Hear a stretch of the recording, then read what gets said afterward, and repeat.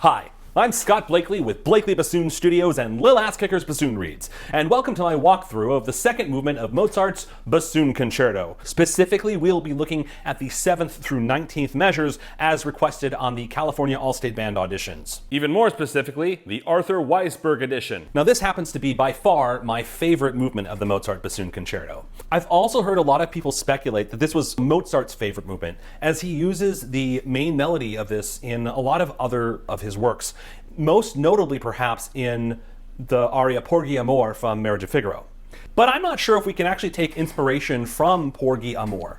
First of all, Porgy Amor, the tempo is marked larghetto, which in Italian means a wide, broad tempo. All too often us English speakers, at least, we just translate to kind of slow or whatever. And the thing is, these Italian words that we use for tempo rarely ever actually refer to speed. They more so refer to attitudes. So wide and broad, sure, it makes sense that that's going to be a slower tempo. Andante ma Adagio is a very interesting description of tempo, in my opinion, because andante means walking, ma, but, and adagio is actually a contraction of two Italian words, ad and agio, meaning at and ease. Walking, but at ease. So we're walking, but at ease here. Definitely not a sad walk, and definitely not a walk of shame. To me, this entire concerto is really quite joyful. Porgy Amor is not a joyful song. It's not a joyful aria. The libretto is very short and translates roughly to, "Grant love some relief to my sorrow, my sighing, give me back my treasure, or at least let me die." So it's a very, very different feeling. Now, in great contrast to the aria, I cannot hear or play this movement without thinking, Wolfgang's in love. Absolutely, this is beautiful, wonderful feeling, and I really am convinced that Mozart was in love when he wrote this. Now, does it matter that I'm right? Not at all. It matters that I'm convinced. Before we begin, I want to take a moment to just talk about tuning. Have you ever noticed how in the bassoon, when we tune to an A or we tune to a B flat, there's not any adjustments that we make to the instrument to fix our intonation, but we still play, right? It's not just to fit in and look like everybody else. The reason why we play is it helps us get our sort of tonal center. So with this movement in particular, I just feel like intonation can be a bit of quite an issue in a lot of spots because it's in F major. You know, that middle octave F is such a sort of unstable note that I like to get a tonal center for F first. And so what I like to do as a sort of mini warm up to playing this movement is I like to play just 3 octaves of F to try to get them to match. And I don't typically use a tuner for this because if I can't hear it, then what's the point? You know, I'm really just asking my ears to like, listen, do these Fs sound like they belong together?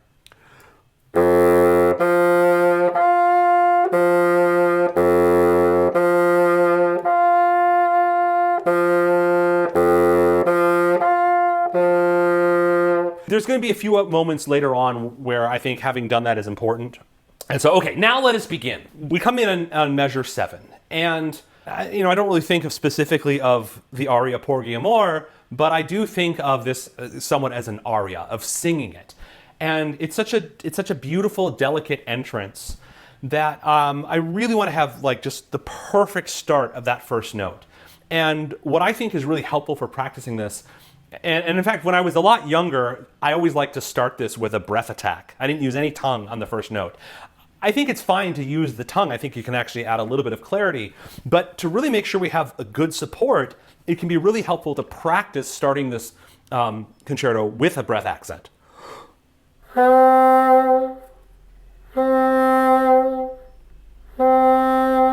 I don't know if you could hear, but that first one I played, there's a bit more of a guh.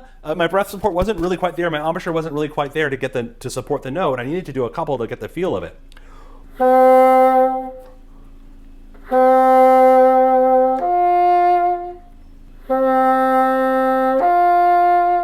Now that I've got it, you know, it sort of feels right and sounds good.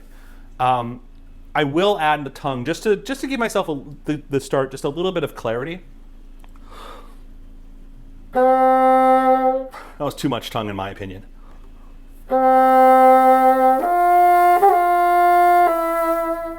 Now that's starting to feel a lot better as an entrance for me. Now, we're going to be obsessing over a lot of things today, because that's what you do when you're in love. We obsess. And I think it's important that when we do that, the attitude is, it's not to create a sort of sense for ourselves of like, oh, there's so many things that can go wrong here if they're not absolutely perfect. It's that when we practice in this sort of obsessive way over this one, we start to just embrace and cradle every little sound, every little gesture, and it contributes to our overall control over our instrument as a player, but also to the musicality of this. So it's not really so much about everything being done exactly the same way each time. It's really just about always striving for treating the notes as something that we are in love with, right?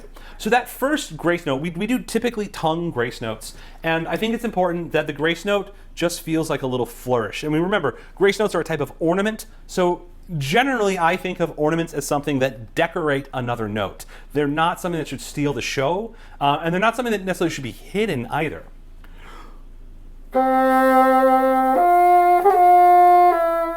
No.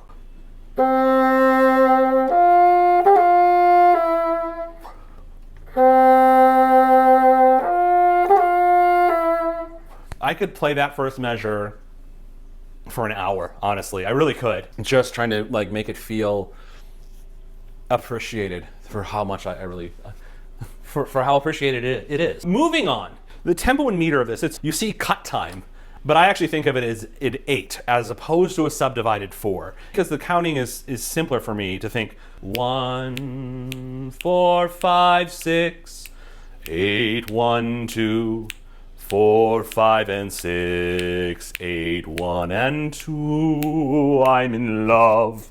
You know, not only do I feel like it's just sort of easier to mentally keep track of in 8 rather than a subdivided 4, you know, 1 and 2 and 3 and 4 and... There's something about thinking in 4 that where each beat feels like it has a little bit more weight to it. You know, I want this walk to be very at ease, and so the beats are there, but they don't have as much gravity. It's more so we're walking. We're not marching, you know, we're not taking heavy steps. We're walking, but we're at ease. And so these steps they just keep going. It's not 1, 2, 3, 4. It's more like 1, 2, 3, 4, 5, 6. Maybe that makes sense. Another thing that I find very important in most slow movements is to really embrace the expressive qualities of articulation. Now, that doesn't mean the expressive qualities of simply whether I tongue or slur something, but the way that I tongue something. And to me, this in love, at ease walk through the flowery meadow or whatever is happening here, it's just everything is so perfect and in just the right place. And I can kind of emphasize that with my articulation. I can just show like, yes, this note is exactly where it's supposed to be. And I really start feeling that pretty quickly here, such as in measure 9.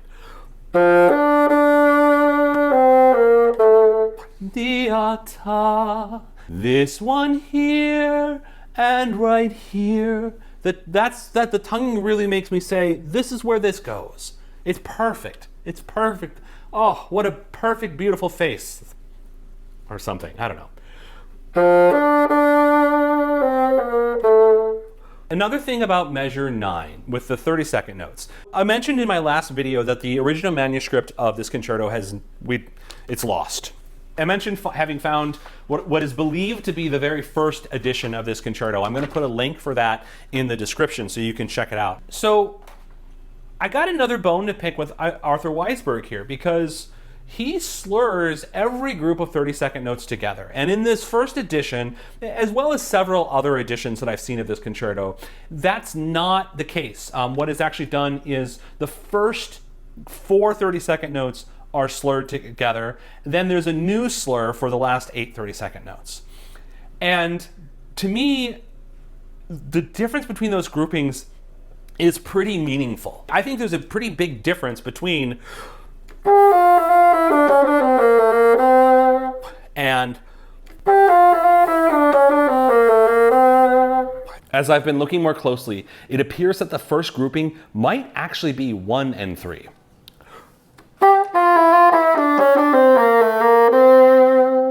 It just, to me, it has a different meaning, and I am so much more attached to 4 and 8 than all 12 notes slurred together. So again, when you are asked to play a specific edition for an audition, you run some risk sometimes of straying from what's written in the edition. But you have to love what you're playing. And I so much prefer doing it this way. And I think that you're a lot safer as long as it sounds very intentional. And I think that this doesn't sound like an accidental articulation. It sounds like, once again, I'm just putting those notes right in their place. Oh, this is where they go. Oh, and you're right here.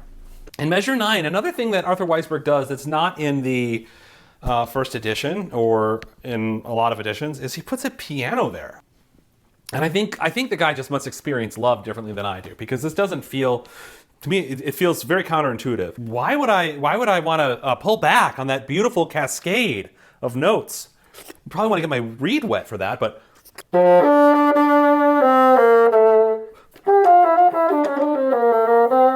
yeah, it doesn't work for me. And so like that's another spot where I disagree too much with what's written, that I won't play that dynamic.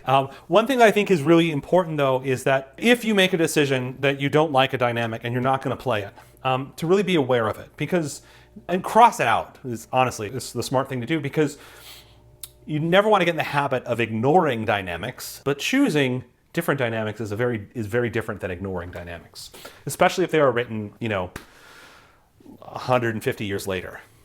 Now, while I'm picking on Arthur Weisberg, or whoever else did this at the publishing company, he makes some rhythmic suggestions for some of the ornaments, including measure 10. The suggestion he makes is not at all uncommon. In fact, it's very common to hear those 4 32nd notes as a 16th note triplet followed by a 16th note. That works. It's a very arbitrary thing to do, but it works. I don't really think there's anything wrong with it. I'm really curious where it comes from. I've never heard anyone make the case that like this is particularly appropriate for the era, and maybe it is, but I think people play it this way because they heard someone else play it that way, and also because it's a little bit hard to sort of feel rhythmically in another way. What I do think is important is we want to preserve the skeletal rhythm. In other words, we want to preserve the dotted eighth 16th rhythm without the ornament, without the grace notes. That's what we have. We're going to decorate that little morsel. So we don't want to like lose that feeling. To me, when you treat the ornament as the triplet plus 2 16th notes, it really feels like it's too rhythmic. It feels like that is the rhythm. It doesn't feel like we decorated the skeleton. It feels like the skeleton just has a lot of notes in it. I think there's a lot of other ways to go about this. What I find is helpful, I think we can play them kind of slow, we can play them kind of fast, but if we just take a look at that last note, well, that last note is going to be something new. Instead of the note is now, that can work. Another way to look at this, starting from the downbeat here, starting from the C on the downbeat, is that we have 5 notes that have to fit essentially into 1.5 beats. Before, we had this long string of notes where we have several beats in a row where we're fitting 4 notes into 1 beat. Now we're fitting 5 notes into 1.5 beats. If you do the math on that, we're going from 1 note every 0.25 beats, right, to 1 note every 0.3 beats. So another way to look at this is that we're kind of just going to slow down.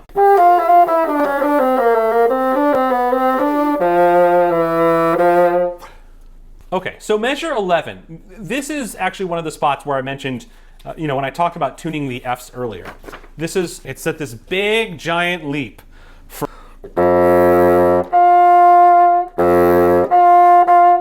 That's hard to do. And the last thing that you want to do when there's an important spot for intonation is to get worked up about your intonation, because it's not going to help. What helps is having an idea in your head of what it should sound like and where that belongs. And so that's why, to me, I think playing octaves now,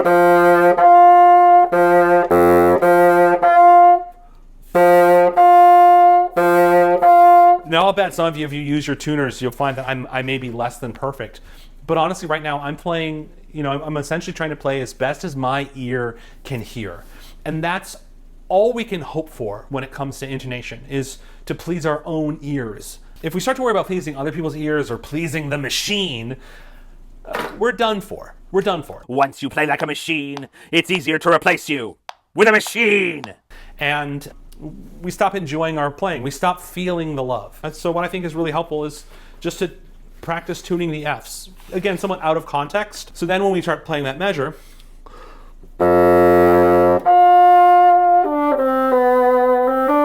there's another dia-ta. That note is in the perfect spot. Dia-ta. That's where it goes. Another interesting choice of the addition here, which I am not so offended by. It's not something I would have come up with, but I actually think it can be interesting, is measure 11, mezzo forte, measure 12, piano.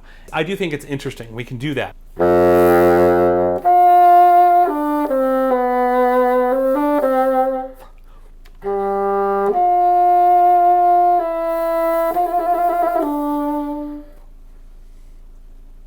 It works. I think it works very well. It makes the intonation a little bit more scary, but again, we can never allow ourselves to be scared of intonation. It is the biggest, it's such a trap, because if you're scared about your intonation, you will be further and further out of tune.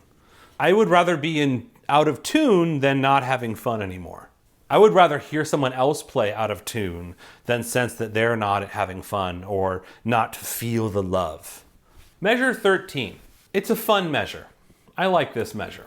1E and a 2 and 3 and 4 and 5E and a 6 and 7 and 8 and 1. I think these staccati are very interesting. It's an interesting choice by Wolfgang. I'd like to note, however, is that unlike the way I hear most people play this, is that the last note of the slur is not staccato. I like to say it that way, okay? It's not staccato.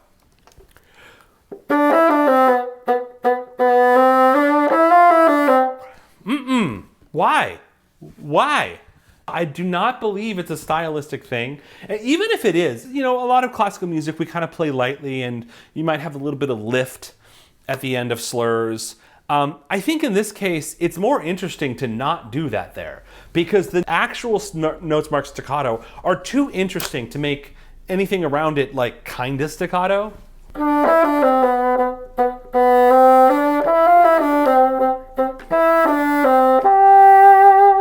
I would think that staccato notes are kind of like maybe chuckling at something funny the object of our desire has said, or that we're remembering, right? Look this way. The way I heard her burp, and I heard her fart, maybe that's what's going on there. My favorite measure in the entire concerto is measure 14. And I know, it's just a whole note, but it's not just a whole note. It is a beautiful suspension of love and beauty, and it's just this wonderful, beautiful moment. All we have to do there is play a whole note, but it's not quite so simple. I talked about this a little bit in my last video about the first movement, is that, we have 8 beats there to play. And you could just count 1, 2, 3, 4, 5, 6, 7, 8 while you're playing it. But the orchestra basically is in a sort of canon with us. So what I prefer to do is, as I'm playing da, is in my head, I hear the previous measure. Da da da da da, 1E and a 2 and 3 and 4 and 5E and a 6 and 7 and 8 and that allows me to give shape and life to that whole note. Because when you feel that whole note playing over that beautiful measure beforehand, then that whole note has shape and direction and a purpose. But if you're just counting to 8, it's not so much, right? So in my head, I try to hear it that way.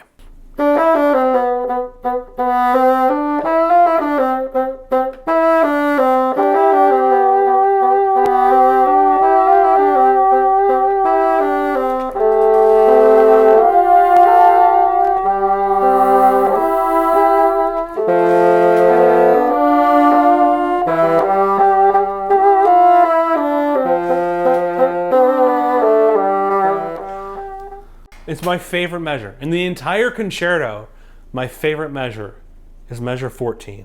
And I encourage that to be your favorite measure too, because I feel that only if it is your favorite measure can it be played well. Can it be this glorious, beautiful moment of bassoon bliss? Moving on. Measure 16, once again, we have these unexpected staccati. And I don't think the end of the slur before should be staccato. I think that we wanted that staccato to really pop, or maybe not pop, but sparkle. We want the staccato to sparkle. Measure 17, what's actually written in this edition, I remember also the first edition of this that I ever used was a Bernard Garfield edition. And I remember it showed up there too. In fact, it might have been there in more places, was the articulation of portato.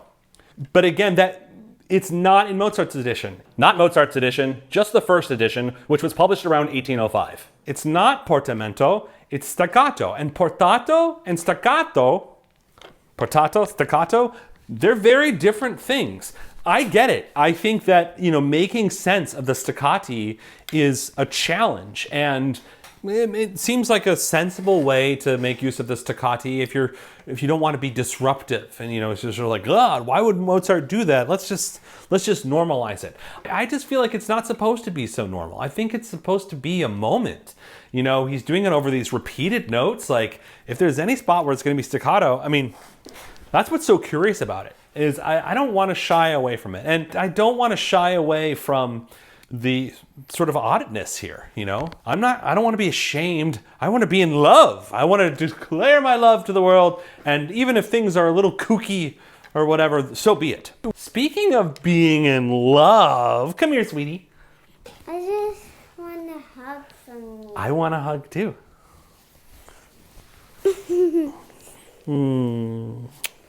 This is my daughter. Okay. We get to measure 17. Once again, we have another dynamic that I believe is Arthur Weisberg's, which I think it works. So it works very well. It definitely gives us room to expand as we make that transition from measure 18 to measure 19.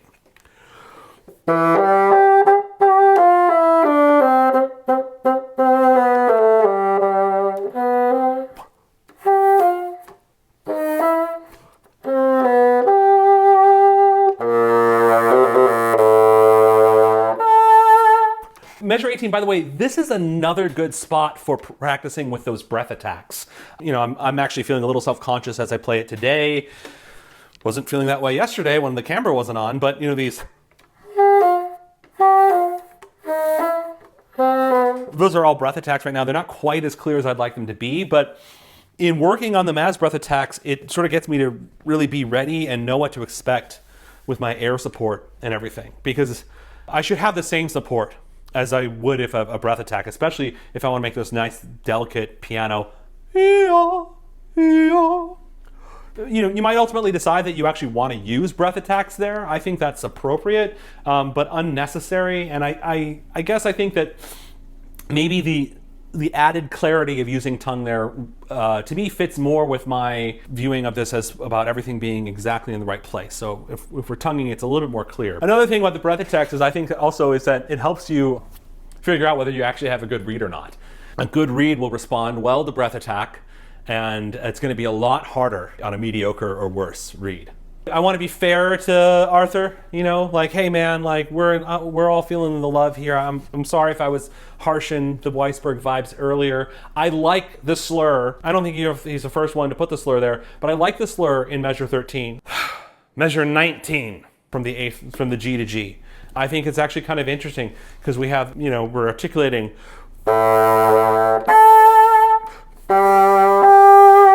It works as a slur there. It just feels a little bit more soaring. It feels more like as opposed to da. That feels, I'm less in love with that. So I like it. I like the slur. I'm glad it's there. Once again, just like in the first movement, we're ending essentially on a trill. And Mozart puts a lot of trills in, and they're kind of vulnerable trills to sounding crappy. I don't want this trill to sound bad. And unfortunately, a lot of times this trill ends up sounding pretty weak, kind of out of tune and everything. So let's talk about the trill. I find that if I add the resonance key, although I don't normally use resonance key for D, I'm using it's a simplified E, and that it really helps the E stay more in tune, better timbre matching. So I use the resonance key if I'm trilling from D to E. Normally I feel that I could just flick the D, and that's the first D, and then kind of trill without it. And depending on the reed, you can kind of get away with that, just sort of flicking one time. But the D, to me, it starts to feel like, especially, it's just so exposed here that it kind of feels a little bit fuzzy. And what I mean by fuzz is a little bit of cracking. So I don't think it takes a lot of practice, but I think it's worth actually repeatedly flicking every single D and then getting off the D fingering for the E. It sounds a little bit more under control. You guys want to see my thumb? Let's check it out.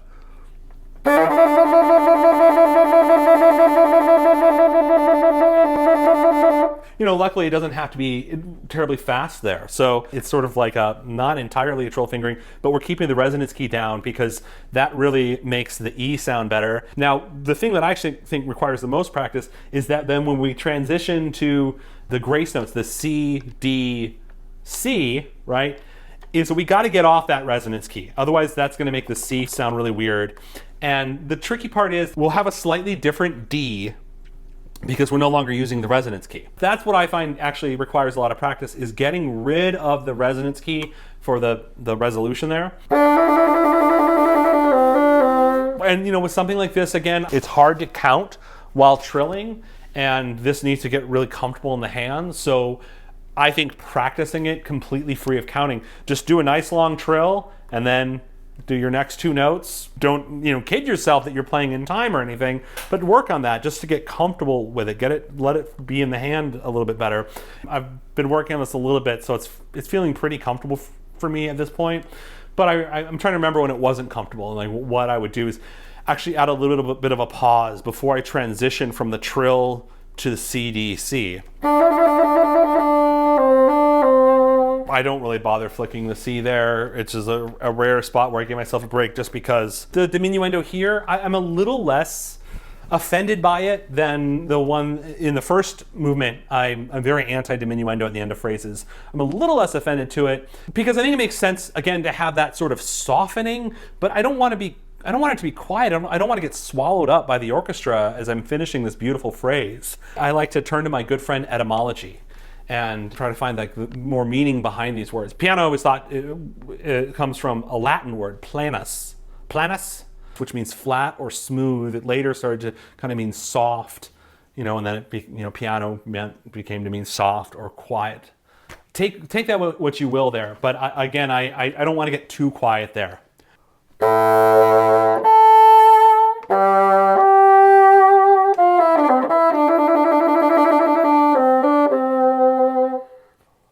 I do want to talk briefly about the next little section, even though it's not on the all-state audition. It's a little bonus for you because I love it so much.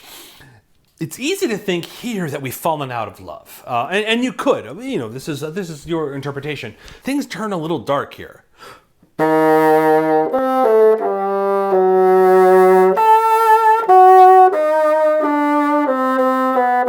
To me, it's that brief little glimpse of the insanity of love. Of Wolfgang is thinking, oh, but if someone ever hurts her, I will destroy them. But we don't need to worry about that right now. Let's just go back to this beautiful. And then everything is just back to being in love after that. So I think it's just a really cool spot, even though it's such a very, very short little diversion from the rest of the feeling of this movement. So that's going to do it for this video. I know there's more concerto left, but if you want more, I'm available for virtual lessons. Please like, subscribe, hit the bell so you can be notified of my future videos, including another one on the third movement, which will be coming out in the next few weeks, as well as other great content I'm producing for you. And check out Blake the Bassoon Studios and littleasskickers.com for Little Ass Kickers bassoon reads. Happy practicing!